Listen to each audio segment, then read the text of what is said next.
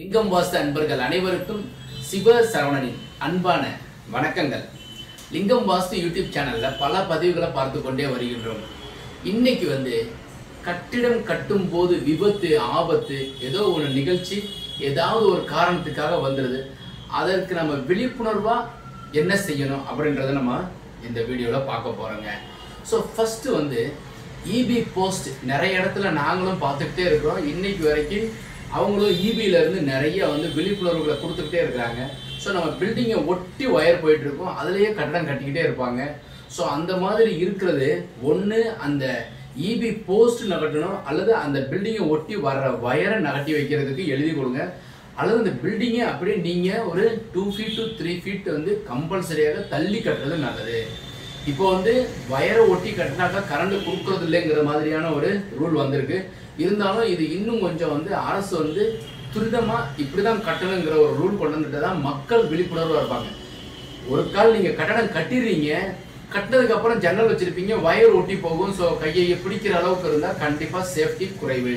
அதனால் தயவு செய்து நண்பர்களே, நீங்கள் வீடு கட்டும்போது உங்களுக்கு பிளாட்டே வாங்கும் போதே அந்த மாதிரி சுச்சுவேஷன் தான் ஆப்போசிட் சைடில் வாங்குங்க. இல்லை வயர் நம்ம கட்டத்தை ஒட்டி தள்ளி இருக்கான்னு பாருங்கள். ஒரு சில நேரம் என்ன ஆயிரும்னா வயரே நம்ம இடத்துக்குள்ளேயே போகும். அப்போ நீங்கள் எழுதி கொடுத்து சரியாக வயரை நல்லாவே நகட்டி வச்சு அதுக்கப்புறம் கன்ஸ்ட்ரக்ஷனுக்கு உண்டான ஒர்க்கை ஸ்டார்ட் பண்ணிக்கிறதுக்கு உங்களுக்கும் நல்லது, இபிஐ சார்ந்த மக்களுக்கும் நல்லது. இது முதல் பாயிண்ட் அவசியமாக நீங்கள் கண்டிப்பாக கடைபிடிங்க. ரெண்டாவது கட்டடம் உடைக்கும் போது, இப்போ பழைய கட்டடம் இருக்கும், கட்டடம் உடைக்கும் போது நம்ம என்ன கவனத்தில் இருக்கணும்னாக்கா, ஃபஸ்ட்டு உள்ளுக்குள்ளே இருக்கிற வயர் எல்லாமே கட் பண்ணி விட்டுட்டு அதுக்கப்புறம் உடைக்கிறது நல்லது. ஒரு சில நேரம் என்ன ஆயிரும்னாக்கா, பில்டிங் பக்கத்து பில்டிங்கினுடைய சோத்தை தள்ளி விட்டு உடஞ்சிரும். அதனால் அதையுமே கேர்ஃபுல்லாக எக்ஸ்பீரியன்ஸ் இருக்கிற உடைக்கிறது, இந்த பில்டிங் உடைக்கிறதுல மாத்திரம் அதில் எக்ஸ்பீரியன்ஸ் இருக்கிற ஆட்கள் கிட்ட கொடுத்துட்டா நல்லது.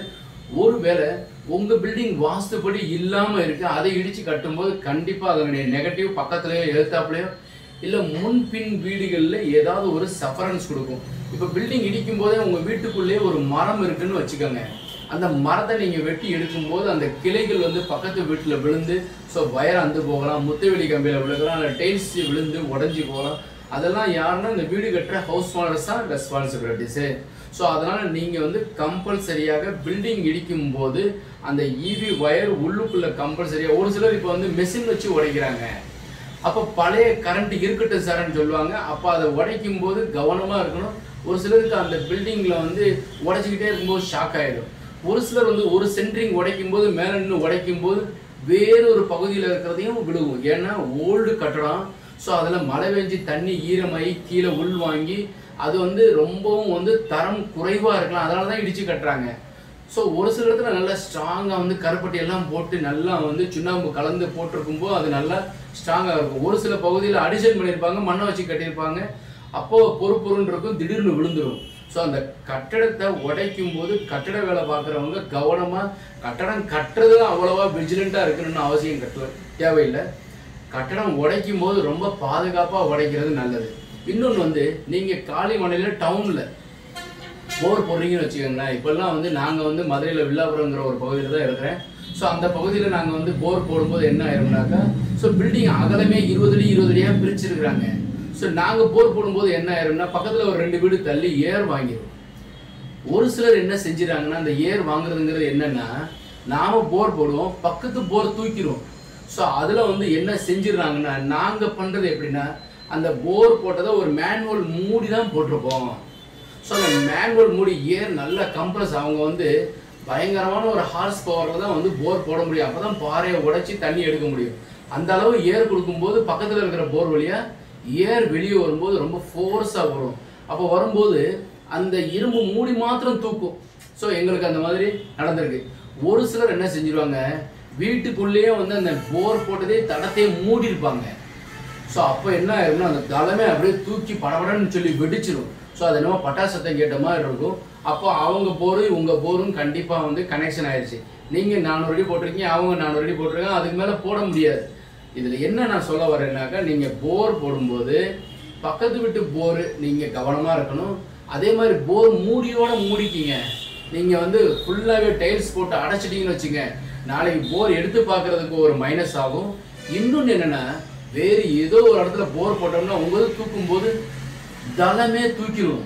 ஸோ அதனால கவனமாக இருக்கணும். மூணாவது வந்து பழைய கட்டடம். எனக்கு சமீபத்தில் ஒரு நடந்த நிகழ்ச்சி, 2 விஷயம். ஒன்று வந்து எங்கள் கட்டடம் வந்து அகலம் வந்து 20 அடிங்க. ஸோ பக்கத்தில் எங்களுக்கு வந்து பொதுச்சவர், இங்கிட்டும் பொதுச்சவர்.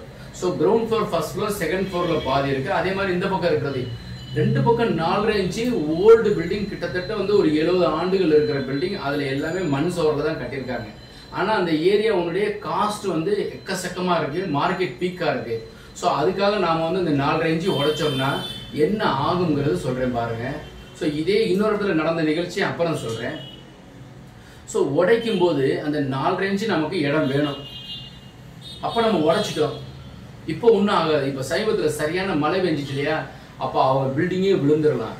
ஒன்று காலியாக இருக்கிற இங்கிட்டு விழுகலாம், இல்லை அங்கிட்டே விழுந்துடலாம். இதுக்கு பெஸ்ட் வே ஒன்று அவங்ககிட்ட இருந்து பேமெண்ட்டை இந்த சுவரே வேணான்னு எழுதி கொடுத்து வாங்கிக்கிறது, இல்லைன்னா விட்டுட்டு போயிருங்க. அந்த சுவரை போயிட்டு நீங்கள் வந்து நம்ம அதுக்காக போய் நம்ம உடைச்சோம்னா கண்டிப்பாக உங்களுக்கு 7 அசமது கண்டசன் ஏதோ ஒரு நடக்குதுன்னு வச்சுங்க, அவங்களுக்கு நீங்கள் கட்டணம் கட்டி கொடுக்குற மாதிரி சுச்சுவேஷன் ஏற்பட்டிருக்கு. இது நிறைய பேருக்கு இந்த எக்ஸ்பீரியன்ஸ் நடந்திருக்கு. மதுரையில் அதிகமாக வந்து பக்கத்து கட்டடத்தை கட்டி கொடுக்குறவங்க நிறைய பேர் ஆயிட்டாங்க. என்ன காரணம்னா இவங்க சோத்தை கொண்டு போய் அருவும் போது பூச்சி அருவுவாங்க. ஸோ அந்த சஃபரன்ஸ் கண்டிப்பாக வந்து நிறைய ஊர்களுக்கு நடந்திருக்கு. இது மதுரையிலையும் நடந்திருக்கு. அதனால் நாங்கள் என்ன பண்ணுறதுனாக்கா, பொதுச்சுவராக இருந்தாக்கா 3/4 அடி சுவர் சிமெண்ட் கட்டடமாக இருந்தால் அருவி எடுக்கலாம். மண் சுவராக இருந்தால் தயவு செய்து இந்த வீடியோ பார்த்துட்டு இந்த தை மாதம் நீங்கள் வாஸ்து பண்ணியிருந்தீங்கன்னா அந்த இதுக்கு நீங்கள் போயிட்டு உடைச்சோம்னாக்கா நிச்சயமாக அது அடுத்த கட்டடத்துக்கு நீங்கள் சஃபர் ஆகிற மாதிரி ஆயிரும். அப்புறம் வந்து இந்த கரையான் வந்த பில்டிங் இப்போ வந்து நிறைய லாகட கட்டைகள் இருக்கும், நிறைய கடைகள் அபிவிருத்தி ஆகிக்கிட்டே இருக்கு. அப்போ வந்து என்ன செய்வாங்கன்னாக்கா, இது ஒரு 4வது விஷயங்க, அவசியமாக இது ஃபாலோ பண்ணுங்க. இப்போ வந்து பில்டிங் நீங்கள் வந்து பழைய பில்டிங், ஓல்டு பில்டிங் லாகட கட்டை போட்டிருக்கிறாங்கன்னா ஒரு கர்டர் கொடுத்துட்டு நீங்கள் அந்த சோரையை எடுத்துருவாங்க. இன்றைக்கி அதான் வந்து நிறைய அன்பர்கள் பண்ணிக்கிட்டே இருக்காங்க. இன்ஜினியர்ஸ் அதனுடைய சேஃப்டி எல்லாம் ப்ரிகாஷன்லாம் பார்த்து தான் செய்கிறாங்க. ஸோ அந்த லாகட கட்டை வந்து எதில் இருக்கும்னாக்கா அந்த கர்டரில் இருக்கும். ஸோ லோடு நம்ம வந்து லாகட கட்டை டு நாம் என்ன செய்கிறோம்னா இந்த கர்டருக்கு வாங்கிடுவோம். அதுக்கப்புறம் அதுவும் தெரியக்கூடாதுன்னு சொல்லி ஃபால் சீலிங் போட்டு மூடிடுவோம். ஸோ ஒரு ஸ்டேஜில் நமக்கு என்ன ஆயிரும்னா அந்த கர்டர் நம்ம வச்சுருக்கோம் இல்லையா, அதில் வந்து ஏதோ தண்ணி பட்டுக்கிட்டே இருக்குன்னு வச்சுக்கோங்க. ஏதோ ஒரு காரணத்துக்காக அந்த இடத்துல டாய்லெட் பாத்ரூம் இருந்தால் அந்த இடத்துல துருப்பிடிக்க ஆரம்பிச்சிடும், இந்த கர்டர் வீக் ஆயிடும். அப்போ லோடு டிஸ்ட்ரிபியூஷன் இருக்காது. போத குறைக்கு தண்ணி படும்போது இந்த லாகட கட்டையில் வந்து உங்களுக்கு வந்து என்ன ஆயிரும்னாக்கா கரையான் வர வாய்ப்புகள் இருக்கும். அப்போ வந்து உங்களுக்கு வீக் ஆகிக்கிட்டே இருக்கும், நமக்கே தெரியாது. ஏன்னா கீழே நீங்கள் எல்லாமே கம்ப்ளீட்டாக வந்து ஃபால் சீலிங் போட்டு பக்காவாக அடைச்சி வச்சுட்டீங்க. ஸோ ஏதோ ஒரு விசேஷ காலங்கள் வரும்போது நிறைய கடையில் கூட்டம் வரும்போது எதுவும் தெரியாது, திடீர்னு ஒரு நாள் வந்து டபக்குன்னு சொல்லிட்டு அமைக்கிறோம். ஸோ ஒரு சில இடத்துல வந்து நைட்டு ஃபயர் ஆயிடுச்சின்னு சொல்கிறதுக்கு உண்டான காரணங்கள் இதுவும். ஸோ அதனால் வந்து கவர்மெண்ட் என்ன செய்யலாம்னா old building, so before 100 years before building என்ன செய்யலாம்னாக்கா ஒரு 2-3 ஆப்ஷன்ஸ் கொடுக்கலாம்.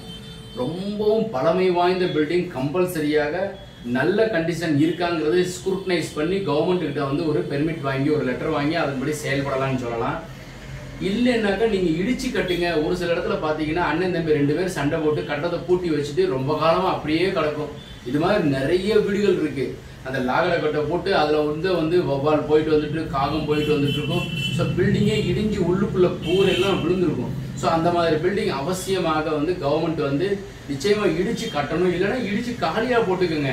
பில்டிங்கை நீங்கள் வீக் ஆகும்போது யாரோ உள்ளே போய் வரும்போது இல்லை கட்டடம் இடிக்கும் போதே அடுத்தவங்களுக்கு கூட சஃபர் ஆக வாய்ப்புகள் இருக்கும். அதனால் ஒன்று இடித்து கட்டணும், இல்லைன்னா புதுசாக நீங்கள் வந்து கம்ப்ளீட்டாக வந்து உடச்சி கட்டணும் அல்லது காலியாக ஒட்டுக்கணும் அப்படின்னு சொல்லலாம். அப்புறம் வந்து முக்கியமான தகவல், இப்போ வந்து பில்டிங் வந்து பேஸ் பட்டம் போட்டுட்டோம், லிண்டல் போட்டுட்டோம். அப்புறம் அடுத்த stage centring, ground floor, first floor, second floor. So இப்போ வந்து கிரவுண்ட் ஃப்ளோரில் சென்ட்ரிங் அமைக்கும் போது நிறைய இடத்துல முட்டு இன்னைக்கு வரைக்கும் கொடுக்குறாங்க, பலகை அடைச்சி மோல்டு அடைச்சிருவாங்க. ஸோ அதில் என்னென்னா கர்டர் மாதிரி கொடுத்து ஐ செக்ஷன் சேனல் மாதிரி கொடுத்து மோல்டு போட்டோம்னாக்கா சோத்தில் உட்காந்துரும். கீழே எல்லாமே வந்து ஃபேன் ஜாக்கி வித்து பைப்பில் தான் வந்து நிறைய பெரிய பெரிய கட்டடங்கள் நிற்கும். ஒரு சில இடத்துல இன்னைக்கு வரைக்கும் சின்ன சின்ன பில்டிங் எல்லாருமே வந்து என்ன செஞ்சிடறாங்கனாக்கா நிறைய முட்டு கொடுத்துருப்பாங்க, கீழே பலம் அடிச்சு அதுக்கு மேலே மோல்டு போட்டிருப்பாங்க. ஸோ ஒரே ஒரு 2 முட்டு தட்டிச்சுன்னு வச்சுங்க, பில்டிங் ஃபுல்லாகவே விழுந்துடும். சமீபத்தில் கூட வந்து ஒரு பெரிய பில்டிங் வந்து விழுந்துருச்சு. ஸோ அது வந்து காரணம் என்னன்னாக்கா முட்டு வந்து மேலே வந்து நல்லா குத்திக்கிட்டே வரும்போது ஏதோ ஒரு இடத்துல ஒரு 2 முட்டு தட்டும்போது ஸோ எல்லாமே தட்டி உள்ளே விழுந்துடும். அதனால் வந்து சென்ட்ரிங் அடைச்சதை நீங்கள் கம்பல்சரியாக செக் பண்ணணும்னா முட்டு டு முட்டு நல்லா பக்காவாக நீங்கள் ஸ்ட்ராங்காக குறுக்கு மரத்தை போட்டு நல்லா கயிறை வச்சு குறுக்களையும் கட்ட சொல்கிறது நல்லது. ஸோ கீழே 2 பேர் எப்போவுமே இருக்கணும். மேலே இருந்தே உங்களுக்கு தெரியும் சென்ட்ரிங் போட்டிருக்கிறோம்னா ஒரு நூல் இறங்கிச்சுனாலே தெரிஞ்சிடும், லைட்டாக கிராக் கொடுக்கும். அப்போ நீங்கள் கம்பல்சரியாக பார்க்கணும். ஸோ 1 டே மாத்திரம் சரியாயிருச்சுன்னா அதுக்கப்புறம் உங்களுக்கு செட் ஆயிடும். இல்லைன்னா ஜாக்கி போட்டுட்டீங்க, ஃபேன் ஜாக்கி மாதிரி போட்டு ஸ்ட்ராங்காக நிப்பாட்டிட்டீங்கன்னா எந்த தொந்தரவும் இருக்காது.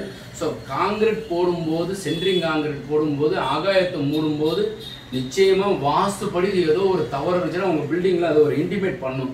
ஸோ அப்போவே நீங்கள் அந்த குறையை சரி பண்ணுறதுக்கு உண்டான ஸ்டெப் எடுத்துட்டிங்கன்னா நீங்கள் தப்பிச்ச மாதிரி தான். இது வந்து ஃபஸ்ட்டு ஒரு பேஸ் மட்டத்தில் ஒரு வாஸ்துவில் இன்டிமேட் பண்ணும், அப்புறம் சென்ட்ரிங் போடும்போது இன்டிமேட் பண்ணுவோம். தயவுசெய்து நண்பர்களே இதெல்லாம் வந்து கவனத்தில் கொண்டு அதன்படி நீங்கள் செயல்படுங்க. அப்புறம் வந்து கட்டடத்தில் வந்து தண்ணி ஊற்றுறீங்க. ஸோ சென்ட்ரிங் போட்டிருக்கிறோம், தண்ணி ஊற்றிட்டுருக்குறோம் கரெக்டு. ஒரு சில இடத்துல என்ன ஆயிரும்னா முதல் நாள் கட்டடம் போட்டுருவோம், அடுத்த நாள் தண்ணி ஊற்றுவாங்க. ஸோ அந்த சோத்தை பிடிச்சிட்டு போகும்போது என்ன ஆயிரும்னா அது வந்து செட் ஆகிக்கிட்டே இருக்கும். நீங்கள் பிடிச்சிங்கன்னா அந்த சுவர் உங்கள் மேலேயே விழுந்துடும். ஸோ அதனால் வந்து கட்டடத்துக்கு போகும்போது உங்கள் பிள்ளைகள், சின்ன குழந்தைகள் ரொம்ப ஆர்வமாக இன்ட்ரெஸ்டாக இருப்பாங்க. ஸோ அது மாதிரி இருந்தால் ரொம்ப கவனமாக கூட்டி போகணும். கையை பிடிச்சிக்கிட்டு கூட்டி போங்க. வேகம் மொட்டை மாடி கைப்பிடி சுவர் இருக்காது. மொட்டை மாடி போயிட்டோம்னா பிள்ளைகளுக்கு வந்து பிரம்மாண்டமாக ஒரு சில நேரம் வேகமாக ஓடுவாங்க, ஒரு சில பிள்ளைங்க அச்சப்பட்டுருவாங்க. அதே மாதிரி இந்த செப்டிக் டேங்க் தோண்டியிருப்பாங்க, மூடி போட்டிருக்க மாட்டாங்க பெரும்பகுதி. அதே மாதிரி சம்பு தோண்டியிருப்பாங்க. அதனால் ஹவுஸ் ஓனர் ஆகியவங்க பிள்ளைகளை கட்டடத்தை கட்டிக்கிட்டே இருக்கும்போது கம்பல்சரியாக தவிர்க்கப்படுவது நல்லது. அப்படியே போயிருந்தீங்கன்னா தாத்தா பாட்டியை கூட்டி போயிருந்தீங்கன்னா பிள்ளைகளை கீழே வச்சுட்டு நீங்கள் போய் பார்த்துட்டு வர்றது நல்லது. இது வந்து ரொம்ப இடத்துல ஆபத்தாக முடிஞ்சதும் இருக்குது. அதனால் வந்து பிள்ளைகளை கூட்டி போங்க, கையில் வச்சுக்கோங்க. அதனால் வந்து ஏன்னாக்கா நீங்கள் அந்த வீட்டில் வசிக்க போகிறீங்க. அதனால் வந்து ஆனந்தத்தை கொடுக்க போகிற வீட்டில் வந்து அவசியமாக பரீட்சை பண்ணி நம்ம வந்து என்னடா இப்படி ஆயிடுச்சுங்கிறது ஒரு நினைக்க வேணாம். அதே மாதிரி க்யூரிங்கிறது வந்து இந்த பேஸ் மட்டத்தில் நல்லா தண்ணி ஊற்றி ஸ்ட்ராங்காக குத்தி இறக்குங்கிறது எப்போன்னா பேஸ்மட்டம் போட்டுட்டோம், பெல்ட் போட்டுட்டோம், சுவரு கட்டினதுக்கு அப்புறம் தான் தண்ணி ஊற்றணுங்க. லாரி தண்ணி ஊற்றுங்க, அல்லது நீங்கள் வந்து நல்லா குடமாகவும் அந்த பேரல் மாதிரி ஒரு இது 500 லிட்டர் கெப்பாசிட்டி உள்ள ஒரு டின்னை வச்சு தண்ணி ஊற்றுங்க. ஆனால் பேஸ்மட்டம் போட்டு 3 நாள் கழிச்சு நீங்கள் தண்ணி பயங்கரமாக ஊற்றிட்டீங்கன்னு வச்சுக்கோங்க, அந்த சுவரை தள்ளி விட்டுருங்க, சர்ன்னு வெளியே வந்துடும் அந்த தண்ணியெல்லாம். ஸோ சுவர் கிராக் கொடுத்துரும். அதனால் அதுக்கு மேலே லோடு ஆகணும். ஒரு குழந்தைய உருவாக்கிக்கிட்டு இருக்கிறீங்க. அதனால் கவனமாக கட்டடம் கட்டும்போது ரொம்ப பாதுகாப்பாக இருக்கணும். ஸோ அதனால் வந்து நீங்கள் வந்து இந்த பேஸ்மட்டம் போடும்போது தண்ணி ஊற்றும் போது நல்லா கடப்பாறையை வச்சு குத்த போகிறோம்னா அப் டு சென்ட்ரிங் போட்டதுக்கப்புறம் அந்த வேலையை பார்த்தா ரொம்ப ரொம்ப நல்லது. கடைசியாக முடிக்கிறது என்னன்னாக்கா இந்த கிரக பிரவேசம் அது செய்யும்போது நிறைய ஃபாஸ்ட்டாக எலக்ட்ரிஷியன், பிளம்பரு, ஆசாரி, கொத்தனார் எல்லாருமே அங்கே கிட்டத்தட்ட 20-25 பேர் இருப்பாங்க. லைட்டெல்லாம் போட்டுருவாங்க. ஸோ அப்போ வந்து என்ன ஆயிரும்னாக்கா அந்த வீடை ஒட்டி இப்போ உங்கள் வீடு பழக்கத்துக்கு வந்துருச்சுன்னா இது இந்த இடத்துல இருக்குங்கிறது தெரியும். இந்த சீரியல் லைட்டு முன்னாடி போடுவாங்க. ஒரு சிலர் வந்து டியூப் லைட் கட்டியிருப்பாங்க. ஸோ அந்த வயரை வந்து டேப் பண்ணாமல் போயிடுவாங்க. ஸோ அது வந்து யார் புதுசாக வந்திருப்பாங்க, இல்லைன்னா பிள்ளைங்க அங்கிட்டு இங்கிட்டு ஓடி போய் வந்துட்டு இருப்பாங்க. இது எல்லாமே எப்போ பண்ணியிருப்பாங்கன்னா இரவு தான் பண்ணுவாங்க. பொத குறைக்கு வாஸ்து சாந்தி பண்ணுறோம் அப்படின்னு சொல்லிட்டு அந்த கொத்தனார் ஆசாரி பண்ணுவாங்க. ஸோ இரவு முழுக்க வந்து விடிகிற வரைக்கும் எல்லாம் இருப்பாங்க. ஒரு சில நேரம் அது தவறாக கையை பிடிக்கிற மாதிரி ஆயிரும், அது ஆபத்தில் போய் முடியும். அதனால் அந்த மாதிரிலாம் இருந்துச்சுன்னா நீங்கள் அதுக்குன்னு தனியாக ஒரு ஆளை நிறுத்தி சரியாக கவனத்தில் கொள்கிற மாதிரி நீங்கள் பிளான் பண்ணி அதன்படி செயல்படுங்க. இதெல்லாம் நாங்கள் அடியன் கன்ஸ்ட்ரக்ஷன் சிவில் ஃபீல்டில் இருக்கிறதுனால நான் இதெல்லாம் ஃபாலோ பண்ணிக்கிட்டே இருக்கேன். நீங்களும் இதெல்லாம் கடைபிடிக்கணுங்கிறதுக்காக வந்து பொதுமக்களாகிய நீங்கள், அப்புறம் வீடு கட்டுற அன்பர்களுக்கு வந்து இதெல்லாம் ஒரு விழிப்புணர்வு வரணுங்கிறதுக்காக நான் இதை வந்து அவசியமாக இதை சொல்லணுங்கிறதுக்காக நான் இது வந்து விபத்துங்கிறது எடுத்துக்க வேணாம், முன் யோசனையாக நம்ம வந்து இதெல்லாம் விழிப்புணர்வாக எடுத்துக்கிட்டு நீங்கள் செயல்படுங்க. ஸோ தினமும் ஒவ்வொரு தகவலுடன் உங்களுக்கு சந்திக்கிறேன். வணக்கம்.